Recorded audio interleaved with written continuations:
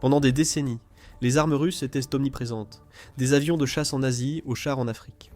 Les exportations d'armes n'étaient pas qu'un commerce, elles étaient le moyen pour Moscou d'obtenir une influence mondiale.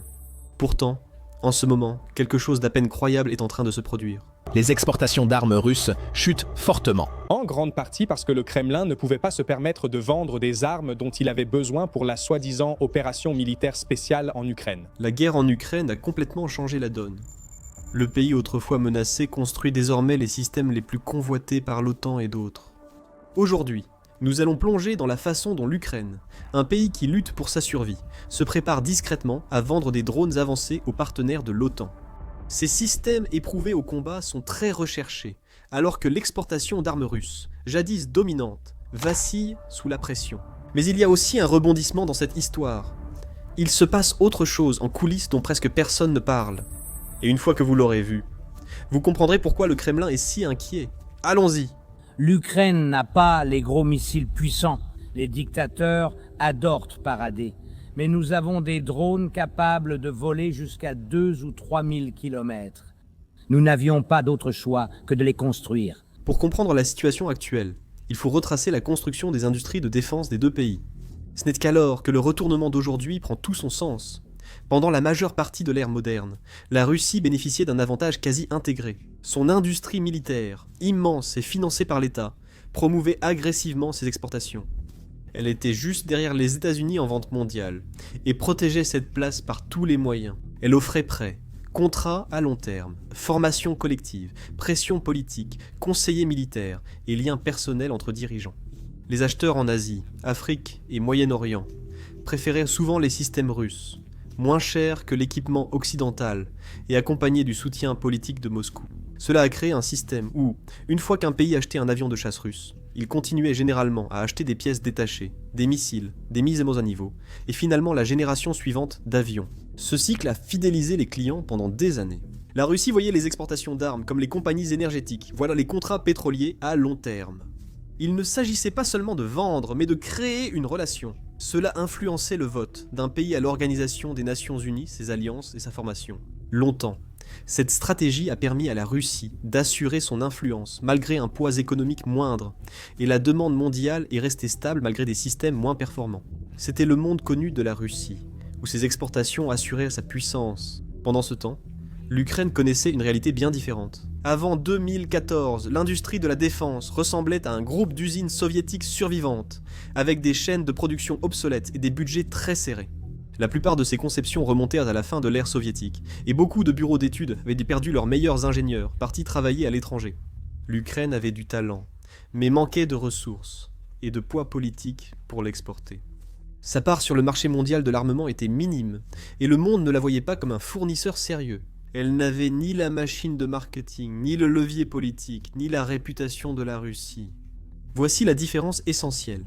Les exportations d'armes servent aussi de soft power à long terme, ce dont l'Ukraine manquait alors. Quand un pays achète une arme étrangère, il s'engage souvent bien au-delà de l'achat. La Russie l'avait très bien compris. Ces armes déplaçaient argent et alliances, amenant finalement des conseillers russes dans des armées étrangères. L'Ukraine jouait un rôle quasi nul, ses exportations étaient trop faibles, dispersées et sans stratégie étrangère. Ce déséquilibre rend le retournement encore plus spectaculaire. La guerre a le pouvoir de transformer des industries lentes en industries rapides, et depuis le début de celle-ci, l'Ukraine n'a eu d'autre choix que d'évoluer. Ces usines, autrefois liées au plan soviétique, sont aujourd'hui de grands pôles de start-up. Tout est construit plus rapidement, testé plus rapidement et amélioré plus rapidement. En cas d'échec en combat, les ingénieurs sont informés et réparent.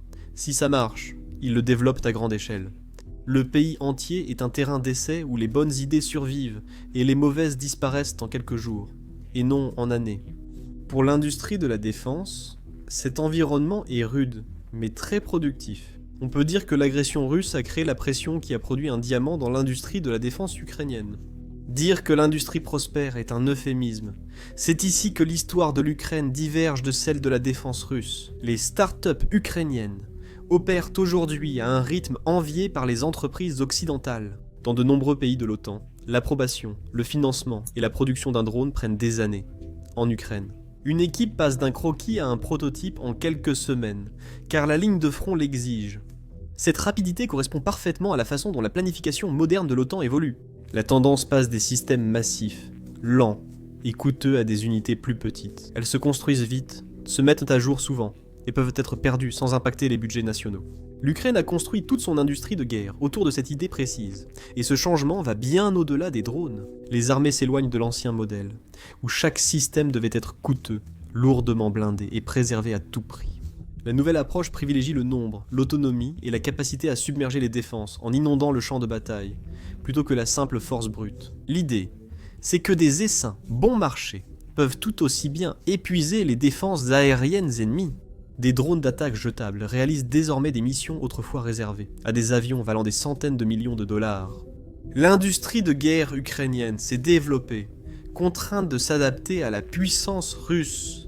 C'est peut-être pour cela que ces conceptions militaires semblent appartenir à la prochaine décennie, plutôt qu'à la précédente.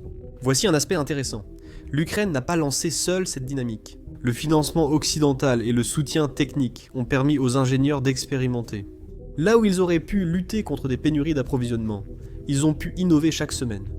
Des composants autrefois longs à obtenir arrivaient maintenant via des donateurs coordonnés. Les équipes ont pu se focaliser sur la conception au lieu de la logistique.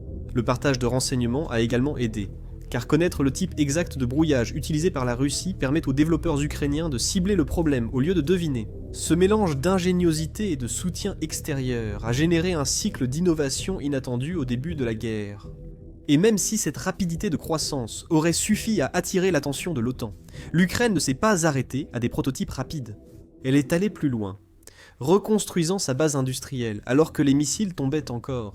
Les chaînes de production de drones se sont multipliées dans le pays pour éviter qu'une frappe ne les arrête toutes. Les usines ont été réorganisées en blocs modulables, permettant de remplacer ou d'ajouter des pièces, selon les matériaux. Cette semaine-là, les ingénieurs ont même construit de nombreux systèmes avec des liaisons de commandes et des formats de communication compatibles avec l'OTAN. Ce choix est crucial car il rend l'équipement polyvalent et plug and play. Les armées occidentales peuvent intégrer ces systèmes à leur réseau sans difficulté. Et les acheteurs étrangers adorent le fait que personne ne veuille être dépendant d'un seul fournisseur. Ils veulent du matériel qui fonctionne bien avec tout ce qu'ils possèdent déjà. Mais la flexibilité n'est qu'un début. Ces innovations ukrainiennes prouvent leur efficacité directement sur le champ de bataille. L'Ukraine se bat dans ce que beaucoup d'experts considèrent comme l'environnement de guerre électronique le plus difficile au monde. La Russie perturbe quotidiennement les signaux des systèmes ukrainiens, par brouillage et falsification. Tout ce qui peut survivre à ce genre de pression constante devient immédiatement intéressant pour les armées étrangères. Pendant des années, les acheteurs devaient se fier à des tests en laboratoire contrôlés ou à des essais sur le terrain mis en scène. Ils peuvent désormais étudier des systèmes soumis à des attaques quasi constantes d'une des forces les plus agressives au monde. Ce genre de preuve concrète a un poids qu'aucun champ de démonstration ne peut égaler. Puis s'ajoute une autre dimension à l'histoire. Les drones ukrainiens, peu coûteux mais robustes, servent chaque jour à la reconnaissance et à l'attaque avec efficacité.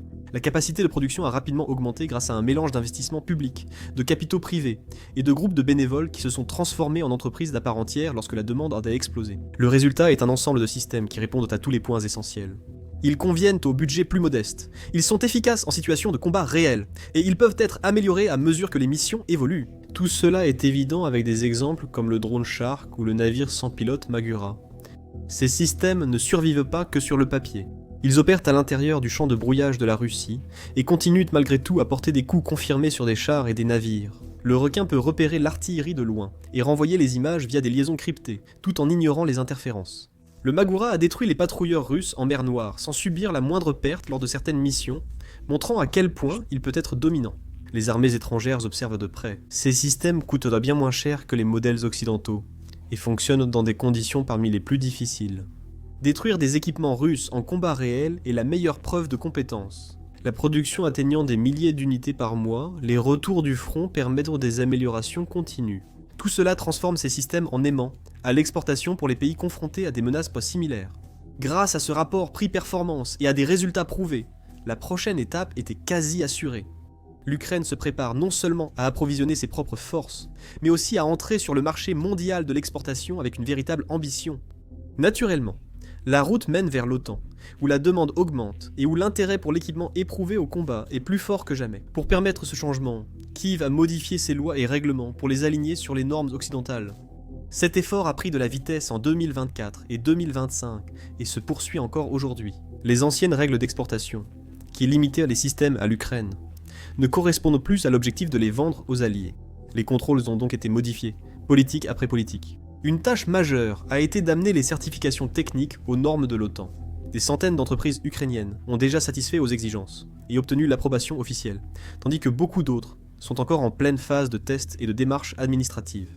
Jusqu'à ce qu'un drone ou un missile obtienne ces certifications compatibles avec l'OTAN, les acheteurs occidentaux ne peuvent pas légalement l'importer. La refonte dépasse cela. Le chiffrement, la protection des données et les règles radio ont presque tous été recréés de zéro. Certaines entreprises ukrainiennes ont déjà lancé de nouveaux systèmes conformes aux normes occidentales, tandis que d'autres finalisent les leurs. Pour assurer transparence et intégrité, l'Ukraine a créé de nouveaux bureaux de surveillance. Ils vérifient chaque produit, réalisent des audits et s'assurent que la documentation convient aux inspecteurs de l'OTAN et de l'Union européenne. Ces bureaux sont déjà actifs et examinent l'équipement en détail. Rien n'est fait pour l'apparence. Les pays occidentaux imposent des règles de sécurité et des normes techniques légales strictes. Si un drone, un missile ou un système de guerre électronique ukrainien ne répond pas parfaitement aux exigences, même légèrement, le pays importateur ne peut pas l'acheter. Quelle que soit leur confiance en la technologie, chaque aspect de cette réforme est important. C'est pourquoi les premières exportations sérieuses ne débuteront qu'à la mi-2026 au plus tôt. Les portes juridiques sont ouvertes, mais la réglementation n'est qu'un aspect du problème. La demande en est un autre. Les armées de l'OTAN recherchent des drones résistants aux interférences, aux puissantes défenses aériennes et au stress prolongé en première ligne. Les systèmes ukrainiens ont agi ainsi. Les équipes d'approvisionnement se fient à ce qui a prouvé son efficacité au combat, aux données de mission et à l'équipement restant opérationnel, malgré les tentatives de neutralisation russes. Les faits sur le terrain l'emportent sur les arguments de vente. Si certains pensent que ce changement relève de l'avenir, les chiffres prouvent le contraire. L'Ukraine et les États-Unis ont déjà prévu des accords sur les drones pouvant atteindre 30 milliards de dollars. Ce n'est pas juste une poignée de main ou une promesse polie.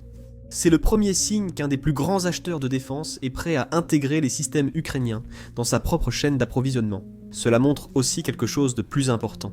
Washington est prêt à faire confiance aux idées ukrainiennes, alors qu'il peut acheter presque partout. Quand un pays qui dépense des centaines de milliards de dollars par an pour la défense choisit vos drones, cela signifie que votre industrie n'essaie plus de rattraper son retard.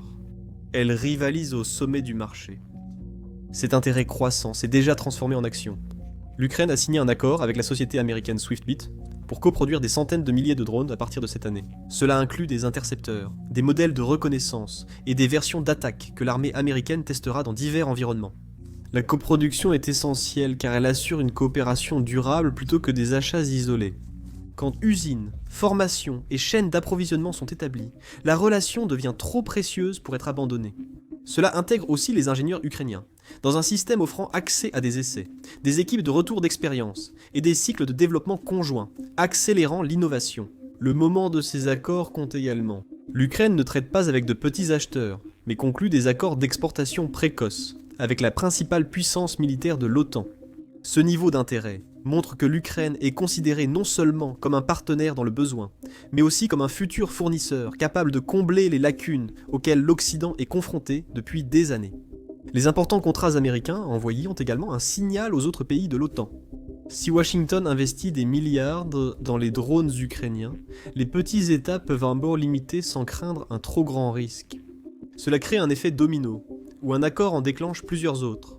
C'est cet élan qui permet aux nouvelles industries de défense de percer sur le marché mondial. Cette confiance croissante devient ce dont l'Ukraine a aussi urgemment besoin, des revenus d'exportation. Chaque contrat contribue à financer de nouvelles recherches, qui font progresser la technologie encore davantage.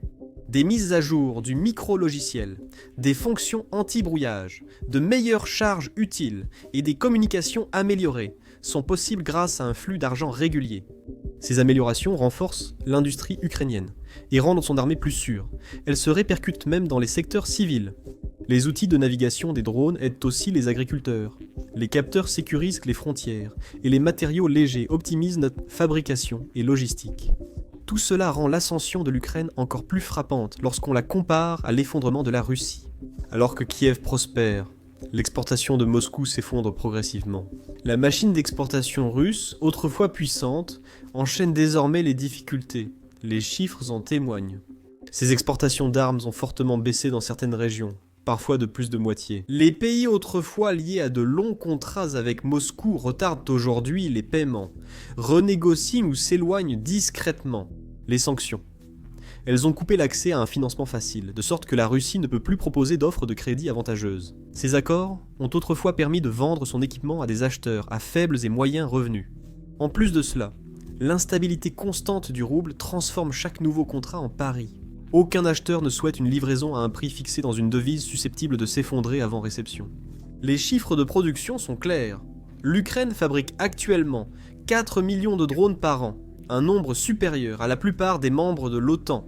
La Russie est en difficulté. Ses exportations d'armes ont chuté bien plus que prévu. Elles ont chuté de 91% par rapport à leur niveau record d'avant-guerre. C'est une diminution d'environ 125 milliards de dollars par an à peine 1 milliard aujourd'hui. Quand vos chars explosent sur YouTube et que vos clients n'ont plus de pièces détachées, voilà ce qui arrive au graphique des ventes.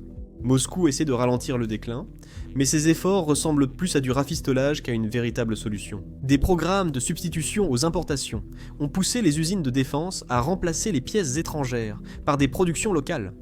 Mais attention, cela fonctionne rarement bien. Parallèlement, des réseaux contournent sans cesse les sanctions, tentant de faire transiter des composants électroniques via des intermédiaires au Caucase et en Asie centrale. Ces mesures maintiennent quelques chaînes de production, mais ne suffisent pas à reconstruire tout le système d'exportation. Les pièces de rechange s'usent plus vite, et les clients étrangers constatent vite la baisse de qualité. Personne ne veut payer cher pour un système assemblé avec des puces que la Russie a pu faire passer en contrebande ce mois-ci. Cela érode le marché de Moscou. La pression financière n'en est qu'une partie. Les échecs de la Russie sur le champ de bataille ont été assez visibles aux yeux du monde entier. Une simple recherche montre des chars explosés, des drones s'écraser et des défenses aériennes échouées. Ils étaient censés repérer les vidéos de véhicules détruits, diffusées en ligne, avant que les responsables russes ne puissent inventer une histoire pour les expliquer. Les acheteurs étudient ces extraits de près. Quand une arme est souvent vaincue, il devient dur pour un gouvernement de justifier de dépenser des millions pour ce modèle. Ces armes doivent protéger leur pays. Mais si elles sont jugées inefficaces, cela n'a plus de sens. La réputation était autrefois l'un des atouts majeurs de la Russie. Et maintenant, cette réputation est en train d'être détruite aux yeux de tous. Un extrait embarrassant. Quand un fournisseur perd son prestige, un espace s'ouvre. Des marchés qui semblaient autrefois verrouillés par la Russie deviennent soudainement accessibles. Les pays dépendant des pièces détachées russes ne font plus confiance à la ponctualité des livraisons. D'autres voient à quel point les usines russes sont sous pression et s'inquiètent que, même si un accord est signé, l'équipement arrive en retard, ou pire, incomplet et non conforme à la description. La quête de nouveaux partenaires incite les acheteurs à privilégier des systèmes moins chers, rapidement produits et éprouvés au combat, plutôt que testés en démonstration contrôlée.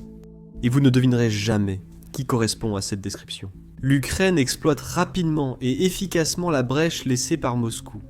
Les nations qui achetaient autrefois des drones russes, pour de simples missions de reconnaissance, les comparaient désormais aux versions ukrainiennes. Ils sont testés sous le feu, et proposés à des prix plus abordables. Les pays qui achetaient autrefois des systèmes de défense aérienne russes s'intéressent désormais aux outils ukrainiens de lutte anti-drone.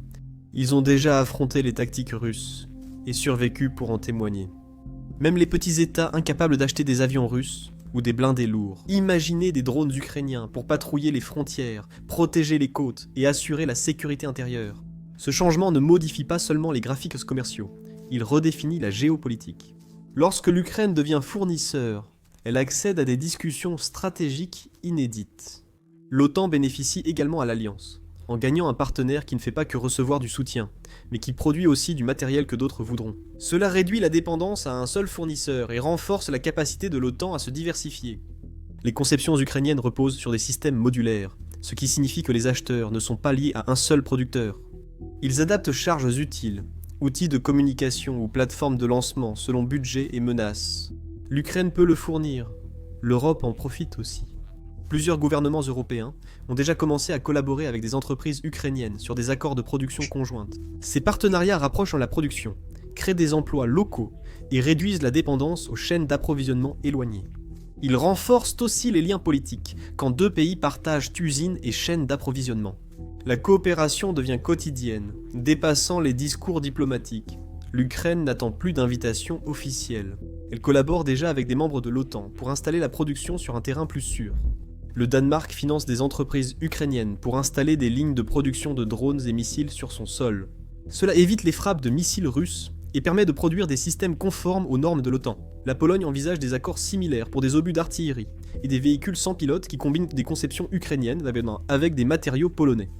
Ces projets augmentent la production, favorisent des échanges technologiques et créent des emplois transfrontaliers. Ils font aussi de l'Ukraine un partenaire fiable pour une production rapide et évolutive. Les acheteurs obtiennent des systèmes éprouvés sans se soucier des retards de livraison, et l'Ukraine bénéficie de revenus stables pour soutenir la recherche et le développement. Ironiquement, alors que l'Europe crée de nouveaux liens, la Russie perd les siens. Les sanctions ont limité sa capacité à livrer ou maintenir le matériel vendu à l'étranger. Les acheteurs en Afrique et en Asie doivent désormais attendre des mois, voire des années, pour obtenir des pièces de rechange. On peut parler d'un plan de garantie défaillant. La Russie est passée de « Là, achetez un avion de chasse, gagnez un ami » à « Yo, achetez-le et débrouillez-vous pour les pièces ». Certains pays changent discrètement de fournisseur pour éviter l'incertitude. Ainsi, la Turquie décroche plus de contrats, et la Corée du Sud reçoit plus de demandes. La Chine attire des clients qui veulent des livraisons rapides et bon marché, et Israël suscite un intérêt croissant pour ses outils anti-drones. Mais l'Ukraine se distingue parce qu'elle offre quelque chose qu'aucun de ses fournisseurs ne peut égaler. Ces systèmes sont testés directement contre l'armée russe, ce qui leur donne un argument de vente unique qu'aucune campagne de marketing ne peut imiter. Cependant, le marché mondial est saturé, et la concurrence est sérieuse. La Turquie domine le secteur des drones de milieu de gamme avec des prix compétitifs et une grande disponibilité. La Chine inonde le marché à bas coût avec des drones de reconnaissance basiques. La Corée du Sud met en avant l'artillerie, les armes de précision et les capteurs avancés. Les trois disposent de bases de fabrication stables et sûres. Loin de la guerre, ils n'offrent pas l'expérience du combat quotidien en guerre électronique. L'Ukraine le peut. Cela lui donne une histoire unique et attire l'attention des acheteurs quand un nouveau fournisseur propose quelque chose de différent.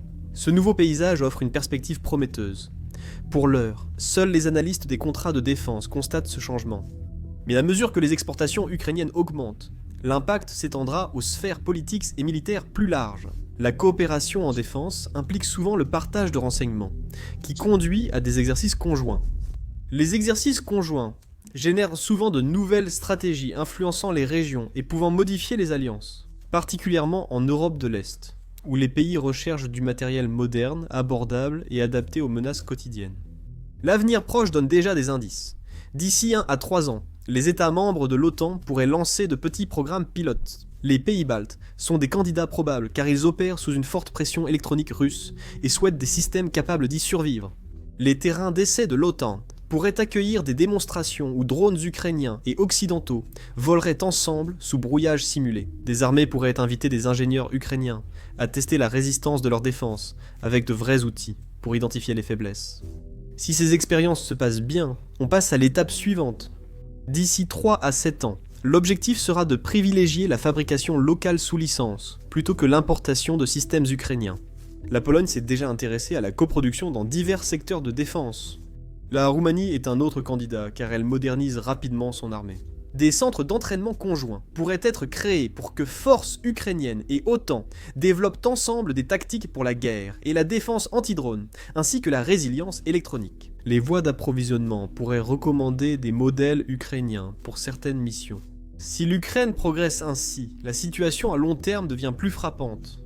Dans 7 à 10 ans, les entreprises ukrainiennes pourraient aider à définir les normes OTAN pour les drones jetables et abordables.